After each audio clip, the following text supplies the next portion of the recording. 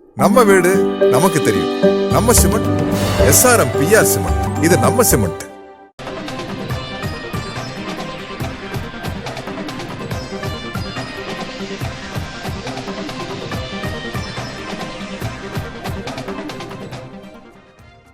புது அர்த்தங்கள் நிகழ்ச்சி தொடர்கின்றது. இந்த பகுதி புதிய கோணம்.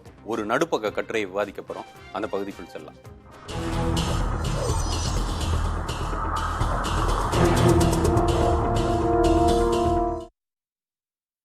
இந்த புதிய கோணம் பகுதிக்காக நாம் எடுத்திருக்கக்கூடிய கட்டுரை த ஹிந்து ஆங்கில நாளிதழில் வந்திருக்கக்கூடிய the real threat to India as we know it. இந்தியாவுக்கான அபாயம் வெளியிருந்து இல்லை உள்ளிருந்து தான் அப்படின்னு சொல்லி முன்னாள் பாதுகாப்பு ஆலோசகர் தேசிய பாதுகாப்பு ஆலோசகர் எம் நாராயணன் அவர்கள் எழுதியிருக்கக்கூடிய கட்டுரையை தான் பார்க்க போகிறோம். இதை குறித்து பேசுவதற்காக நம்மோடு ஸ்ரீதர் சுப்பிரமணியம் அவர்கள் எழுத்தாளர் இணைந்திருக்கிறார். சார் வணக்கம். ஒரு முக்கியமான கட்டுரை. நமது நாட்டுக்கு ஆபத்து வெளியிருந்து இல்லை, வெளியே ஆபத்துகள்லாம் இருக்குது, ஆனால் அதெல்லாம் பெரிய விஷயம் இல்லை, உள்ளே இருக்கிறது தான் ஆபத்து, அதுவும் ஜனநாயகத்துக்கு மிகப்பெரிய ஆபத்து. இந்தியா ஆஸ் வி நோ, நமக்கு தெரிந்த இந்தியா இதே மாதிரி போச்சுன்னா இல்லாமல் போயிடும் அப்படின்னு சொல்லி எழுதியிருக்காரு. உங்களுடைய முதற்கட்ட பார்வை. இந்த வெளியிருந்து ஆபத்து எதுவும் வரல அப்படின்னு சொல்கிற அவருக்கு முன்வைக்கிற வாதம் பார்த்தீங்கன்னா இது நிறையா இந்துத்துவர்கள் இல்லை பாஜக அபிமானிகள் முன்வைக்கிறது. நீங்கள் ஏதாவது ஒரு பிரச்சனை சொன்னீங்கன்னா, பொருளாதாரம் சரியில்லை அப்படின்னு சொன்னீங்கன்னா வெளிநாட்டில் இந்த பிரச்சனை வருது அதனால் இங்கே வந்திருக்கு, இல்லை நீங்கள் வேறு ஏதாவது சீக்கியர்கள் போராட்டம் இல்லை விவசாயிகள் போராட்டம் சொன்னீங்கன்னா அது காலிஸ்தான் ஆதரவு தராங்க கனடாலேருந்து அப்படின்னு எந்த ஒரு விஷயத்தை நீங்கள் முன் வச்சாலும் ஒரு விமர்சனங்கள் முன்வச்சாலும் அவங்க அந்நிய சக்திகள் இல்லை அந்த மாதிரி கொண்டு வரது தான் ஒரு வாடிக்கையாக அவங்க வச்சுருக்காங்க. அதை முதல்ல அவர் அட்ரஸ் பண்ணுறாரு. இந்த மாதிரி விஷயங்கள்லாம் இருக்குது, உக்ரைன் போர் நடக்குது, இல்லை இஸ்ரேலில் போர் நடக்குது, இந்த பிரச்சனை அதை எதுவுமே பாதிக்கலை, அதுவுமே பாதிக்கலை. ஏன்னா நம்மளுடைய பொருளாதார அடிப்படைகள் நம்மளுடைய ஜனநாயக கட்டமைப்புகள் ரொம்ப வலுவாக இருக்குது. ஆனால் நம்ம இப்போ எதிர்கொண்டு வர்ற அந்த சிக்கல்கள், ஜனநாயக ரீதியான சிக்கல்கள் பார்த்திங்கன்னா எங்கேருந்து வருதுன்னு அதை விளக்குறார். அதை விளக்கும்போது ஒரு முக்கியமாக நாடாளுமன்றத்தை எடுத்துக்கிறார். நாடாளுமன்றத்துக்குள்ள எப்படிப்பட்ட எதிர்கட்சிகளுக்கும் ஆளுங்கட்சிகளுக்கும் இதில் அவர் பாஜகவை குறிப்பாக குற்றம் சாட்டலை அப்படிங்கிறத நம்ம கவனிக்கணும். அதாவது நேரடியாக குற்றம் சாட்டலைங்கிறத கவனிக்கணும். அவர் அதை ரொம்ப மென்மையான வார்த்தைகளை கொஞ்சம் அப்படி பண்ணுறாரு. ரெண்டு பேரையும் தரப்பையுமே கொஞ்சம் சாடிட்டு அப்புறம் மெயின் பாயிண்ட்டுக்கு வரும்போது இதெல்லாமே ஆளுந்தரப்புக்கு அதிகமான பொறுப்புன்னு அப்படி அவருடைய ஸ்டைல் அப்படிதான். அவர் எழுதும் போதே அந்த மாதிரி தான் எழுதுவார். அவர் நேரடியாக ரொம்ப அடிதடியா எழுதுற ஆள் கிடையாது. பாதுகாப்பு துறையில இருந்து தேசிய பாதுகாப்பு ஆலோசகர். அவர் ஒரு அந்த பொசிஷனுக்கும் அவருடைய அந்த டிக்னிட்டிக்கும் மெயின்டைன் பண்ற மாதிரி தான் அவர் எழுதுறாரு. அந்த மாதிரி தான் அவர் தொடர்ந்து எழுதிட்டு இருக்காரு.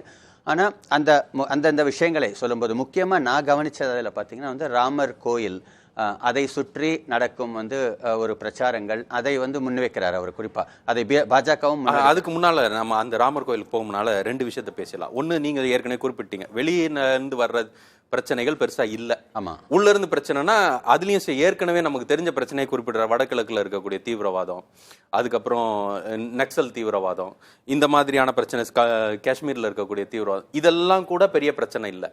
பாகிஸ்தான் நம்மளுக்கு பெரிய பிரச்சனையா இல்லை. சைனா இன்னைக்கு பிரச்சனையா இல்லை, நாளைக்கு எப்படி இருக்கும்னு தெரியலன்னு சொல்றாரு. இன்னைக்கு பிரச்சனையா இல்லை, இதெல்லாம் பிரச்சனையா இல்லை அப்படின்னு சொல்லி நீங்க அந்த கம்யூனல் இன்சிடென்ட்ஸுக்கு வர்றாரு, அந்த மத கலவரங்கள் இதுக்கு வர்றாரு. அப்ப இந்த பிரச்சனைகள்லாம் இல்ல அப்படின்றத நீங்க எப்படி பார்க்கறீங்க? அவர் பிரச்சனைகள் இல்லைன்னு சொல்லல, அது பெரிய அளவுக்கு அளவுல இதற்கு முன்னாடி இருந்த உதாரணத்துக்கு தீவிரவாதத்தை எடுத்துக்கிட்டீங்கன்னா இதற்கு முன்னாடி ஒரு 15 வருஷத்துக்கு முன்னாடி வரைக்கும் கூட தீவிரவாதம் ரொம்ப ஒரு பெரிய அச்சுறுத்தலா, நம்மளுக்கு ஒரு மத அடிப்படைவாதம் சார்ந்த தீவிரவாதம் ஒரு பெரிய பிரச்சனையாவே இருந்திருக்கு இந்தியாவுக்கு. அது இப்ப கடந்த 10 வருடங்களாக பெரிய அளவில் பாதிக்கப்படலை நம்மள. அதே மாதிரி வடகிழக்கும் ரொம்ப அப்படி சொல்லலையா, மத அடிப்படைவாதம் தீவிரவாதம் அப்படின்னா இப்ப நீங்க நம்ம ஊர்ல தீவிரவாதம்ங்கிறது அதே மாதிரி தனியா நக்சல் பிரச்சனைகளும் அதுவும் பெரிய அளவு, மாவோயிசம் அதுவும் பெரிய அளவில் சம்பவங்கள் நம்மளுக்கு நடக்கல. வடகிழக்கும் பெருமளவு மணிப்பூரை நீங்க ஒரு ஒரு எக்ஸப்ஷனா விதிவிலக்கு எடுத்துட்டு பார்த்தீங்கன்னா மணிப்பூர்ல நிறைய வடகிழக்குல நிறைய இடங்கள்ல அமைதி கொஞ்சம் திரும்பிட்டு இருக்கு. அதுவும் இல்லாமல் நிறைய இடத்துல இந்த ஆஃப்ஸ்பா அப்படிங்கிற ஒரு இராணுவ கொடுங்கோல் சட்டம் அதையும் விலக்கி இருக்காங்க நிறைய பகுதிகளில். அதுவும் கொஞ்சம் ஒரு மேம்பட்ட நிலையில் தான் இருக்கு அப்படின்னு நம்ம அவர் குறிப்பிட்ட அதையெல்லாம் நேரடியாக சொல்லலை. நான் அவர்கிட்ட அவர் எழுதினதுல நான் என்னுடைய புரிதலை நான் சேர்த்து சொல்றேன். அதை சொல்றாரு. அதெல்லாம் உண்மை அப்படின்னு தான் நானும் நம்புறேன். ஏன்னா வந்து பொருளாதார கட்டமைப்புகள் நம்மளுக்கு வலுவாகவே இருக்கின்றன. அதே மாதிரி வந்து ஒரு ஜனநாயக கட்டமைப்புகளும் சரி, ஒரு திடீர்னு வந்து ஒரு சின்ன ஒரு பிரச்சனையில ஜனநாயகம் கொலைஞ்சு போற அளவுக்கு நம்ம ஒரு ரொம்ப மென்மையாவோ ஒரு ஃப்ரெஜைலாவோ நம்ம இல்லை அப்படிங்கிறது தான் என்னுடைய. அப்போ அடிப்படையில் இந்தியாவோட அடித்தளம் வந்து ரொம்ப வலுவா இருக்குது, எல்லாமே சரியாக இருக்கு, பிரச்சனைகள் இருக்கு, எல்லாமே வந்து சமாளிக்கக்கூடிய பிரச்சனைகளா இருக்குது, எல்லாமே சரியா இருக்கு. இன்னும் அதற்கு மேல இருக்கக்கூடிய ஜனநாயக கட்டமைப்பு தான் அதுதான் அப்படின்றது தான் அவர் நகர்த்துறாரு. ஜனநாயக கட்டமைப்புகளும் வலுவா இருந்துகிட்டு பெருமளவுக்கு வலுவா இருக்கு. அதை குலைப்பதற்கான முயற்சிகள் நிறைய நடந்துகிட்டு இருந்தாலும் அதையும் தாண்டி கொஞ்சம் அது வித்ஸ்டாண்ட் பண்ணி நிற்கிற அளவுக்கு தான் இருக்கு அப்படிங்கிறது தான் அவர் சொல்றார். அதுவும் வந்து உண்மைதான் நான் நம்புறேன். ஏன்னா வந்து இவ்வளவு முயற்சிகள் நடந்து நிறைய பிரச்சனைகள், அதை அந்த குதிரை பேரம் நடக்கிறத பத்தி எழுதியிருக்காரு. கட்சி தாவல்கள், ஒரு கட்சியில் இன்னொரு கட்சியை வாங்கி ஆட்சியை கவுக்கிறது, இந்த மாதிரி விஷயங்கள், தேர்தல் தில்லுமுல்லுகள், நிறைய அந்த மாதிரி விஷயங்கள் எல்லாம் பேசியிருக்காரு. அதெல்லாமும் கூட நடந்தாலும் அதையும் தாண்டி ஜனநாயகம் வந்து ஓரளவுக்கு இதெல்லாம் கடந்த காலங்களும் இருந்தால் கூட இப்போ வந்து நல்லா இருக்கும். இப்போ வரைக்கும் ஓரளவுக்கு ஜனநாயகம் உயிர்ப்போடு இருக்கு அப்படின்றத எழுதியிருக்கிறாரு. இதுல பிளவுகள்னு அவருடைய வருத்தம் முதல்ல அவர் ஆரம்பிக்கிறது வந்து நரேந்திர மோடி அவர்கள் சுட்டி காட்டியதை கொண்டு வர்றார். வடக்கு தெற்கு அப்படின்ற பிளவை வந்து எதிர்கட்சிகள் கொண்டு வர்றாங்க, குறிப்பா காங்கிரஸ் கட்சி கொண்டு வர்றாங்க அப்படின்னு நரேந்திர மோடி அவர்கள் வருத்தப்பட்டு பேசினது. அப்போ பிளவுகள் நிறைய இருக்கு. வடக்கு தெற்கு, மதங்களுக்கான பிளவு, சமுதாயத்திற்கான பிளவு, மொழிக்கான பிளவு, இந்த மாதிரி நிறைய பிளவுகள்லாம் குறிப்பிடுறாரு.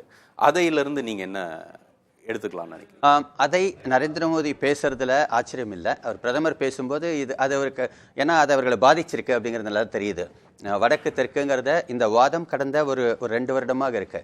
இதை நான் வந்து ஒரு 3-4 வருஷத்துக்கு முன்னாடி இதை பற்றி ஒரு கட்டுரை ஒன்று எழுதியிருக்கேன். பாஜக குறிப்பாக நீண்ட காலம் ஆண்ட மாநிலங்கள், இந்தி பெல்ட் ஸ்டேட்ஸ் அப்படின்னு சொல்கிறோம், அவர்களையும் சவுத் இந்தியா தென் மாநிலங்களையும் கம்பேர் பண்ணும்போது மனிதவள குறியீடுகள், பொருளாதாரம், அடிப்படை கட்டமைப்புகள், இந்த மாதிரி நிறைய குறியீடுகளுக்கு வச்சு ஒப்பிட்டு எழுதினதில் வந்து அவர்கள் பல மடங்கு பின்தங்கி இருக்காங்க. இது அந்த மாதிரி இருக்கு. அதே சமயத்தில் இந்த ஜிஎஸ்டி இப்போ சமீப காலமாக ரொம்ப அலோகேஷன், வரி அலோகேஷனும் பெரிய விவாதங்களுக்கு வந்திருக்கு. இதெல்லாம் அவர்களுடைய ஆட்சியின் தோல்வியை சுட்டி காட்டிக்கிட்டே இருக்கு தொடர்ந்து. நீங்க அவங்க வந்து 20 வருஷமா 25 வருடமா அவங்க ஆட்சி புரிஞ்சிட்டு இருக்காங்க நிறைய பகுதிகளை. குஜராத் எடுத்துக்கோங்க, நீங்க மத்திய பிரதேசம், இந்த மாதிரி பகுதிகள்லாம் குஜராத்லாம் 25 ஆண்டுகளுக்கு தாண்டி போயிடுச்சு. இன்னைக்கு வரைக்கும் எந்த ஒரு தென்னிந்திய மாநிலத்தையும் அவர்களால் வந்து அவர்கள் பர்ஃபார்மன்ஸில் முறியடிக்க முடியல.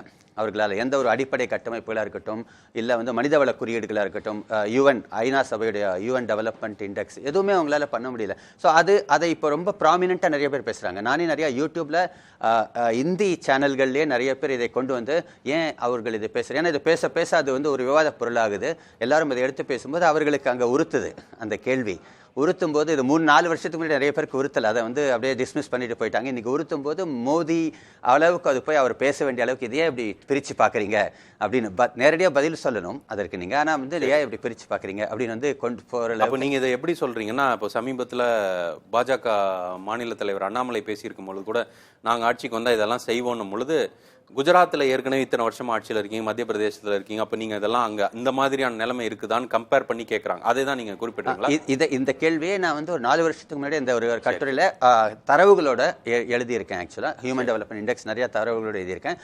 நீங்கள் உங்களுடைய இப்போ நீங்கள் தமிழ்நாடு சீரழிந்து போயிட்டது, திராவிட ஆட்சி, இந்த திராவிடத்தால் வீழ்ந்தோம்னு இவங்க சொல்லுவாங்க இல்லையா, அப்படி ஒரு நீங்கள் கோஷத்தை முன்வைக்கும் போது அப்போ இந்துத்துவத்தால் வாழ்ந்தோம் அப்படிங்கிறதுக்கு நீங்கள் ஏதாவது தரவுகளை கொடுங்க. இந்துத்துவம் நீண்ட காலம் ஆண்ட மாநிலங்களில் என்னென்ன மாதிரியான வளர்ச்சிகள் இருக்குது, அது தமிழ்நாட்டை விட இல்லை கேரளாவை விட எந்த அளவுக்கு மேம்பட்டு, தமிழ்நாடு கேரளா எடுத்துக்கிறது காரணம் பாஜக இங்கே ஆட்சி புரிந்ததே கிடையாது.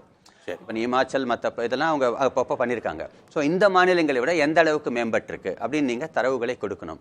அது கொடுக்க முடியல அப்படின்னும் போது வந்து அப்போ அந்த பிளவுகளை வந்து எதிர்கட்சிகள் மேல வந்து பிரதமர் வந்து அதை பிளவுன்னு அவர் வந்து அதை வந்து மடைமாற்ற முயற்சிக்கிறார் அப்படின்னு தான் நான் நினைக்கிறேன். ஆக்சுவலா அதற்கான நேரடி பதில் சொல்ல முடியல உங்களால. அப்போ நான் ஏன் பிளவு பண்றீங்க, பிரிச்சு பாக்குறீங்க அப்படின்னு வந்து கேட்குறீங்க என்ன அப்படின்ற இதை குறிப்பிடுறாருன்னு சொல்றீங்க. இன்னொன்று ஒரு விஷயம், விஷியஸ்னஸ், வன்மம்.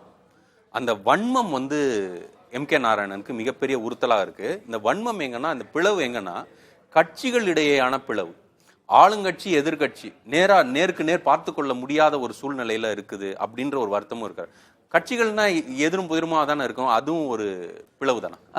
இல்லை, ஏன்னா இப்போ நம்ம தமிழ்நாட்டை வச்சு பார்க்குறோம். இப்போ திமுக அதிமுக இது வந்து முன்னாள் முதல்வர் இப்போ அது கொஞ்சம் பரவாயில்லன்னு சொல்லலாம். முன்னாள் ஜெயலலிதா, கலைஞர் அந்த மாதிரி அவங்க டைமில் இன்னும் மோசமாகவே இருந்தது இந்த கட்சிகளுக்கு. அவங்க பார்க்கில் எதிர்க்க பார்த்துக்கிட்டா கூட அவங்க திரும்பி போகிற அளவுக்கு. ஸோ அப்படி தான் நமக்கு பரிச்சயம்.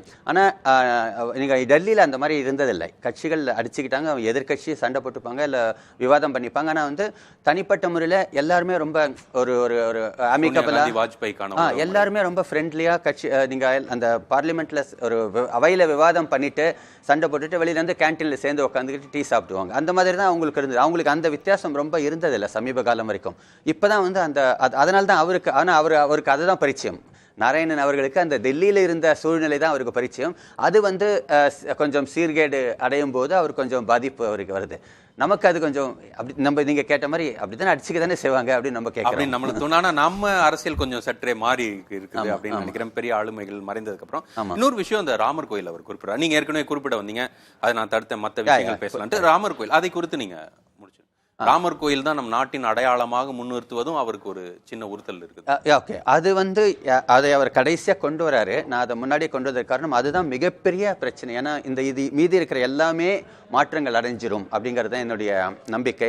இந்த மக்களவையில் சண்டை போட்டுக்கிறத பற்றி அவர் சொன்னது சரி, இல்லை இந்த அரசியல் எதிர்கட்சிகளுக்குள்ள வந்து ஒரு ஒற்றுமையாக இல்லாமல் ஒரு நல்லுறவு இல்லாமல் இருக்கிறத பற்றி, இது எல்லாமே நீங்களே சொன்னீங்க. தமிழ்நாட்டில் மாறி இருக்கு இப்போ சிச்சுவேஷன். ஏன்னா தலைவர்கள் மாறினோடனே நிலைமையும் மாறுது. இதெல்லாமே மாறக்கூடிய விஷயங்கள். ஆனால் ஒரு மத ரீதியாக நீங்கள் ஒரு சமூகத்தை பிளவுபடுத்தும் போது, மத ரீதியாக உங்களுடைய ஆட்சியை முடிவெடுக்கும் போது, ஆட்சி கொள்கைகளை எல்லாம் முடிவெடுக்க போகும்போது, அது உங்களால் திருத்தவே முடியாத அளவுக்கான ஒரு பாதிப்பை கொண்டு போய்விடும்.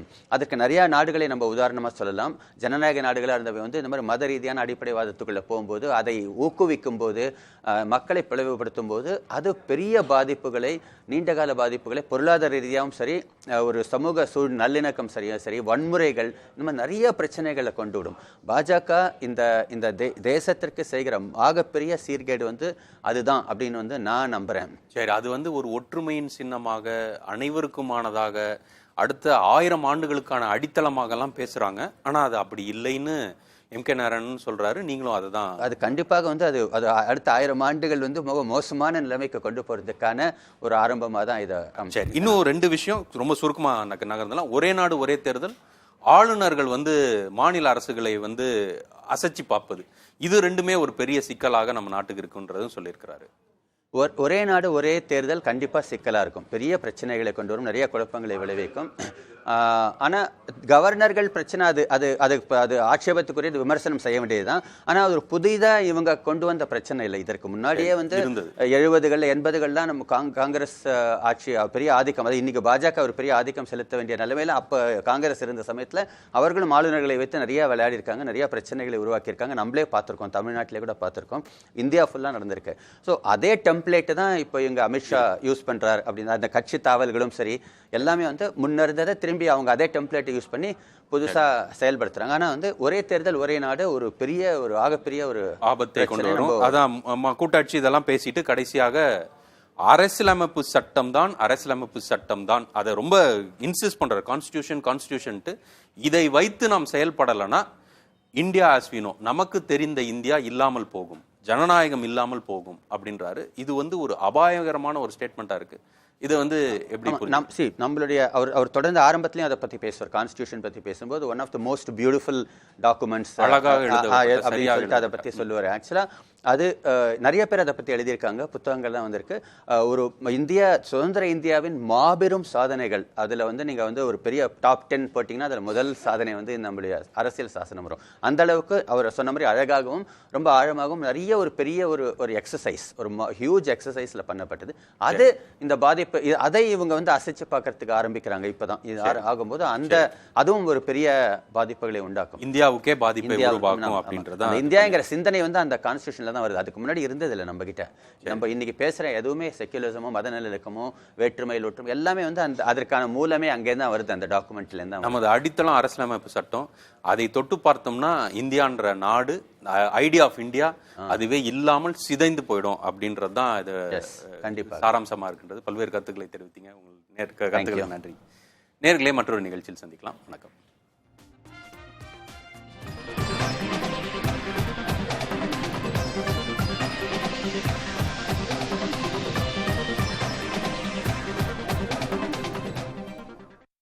நம்ம வீடு நமக்கு தெரியும். நம்ம சிமெண்ட் SRM PR சிமெண்ட். இது நம்ம சிமெண்ட்.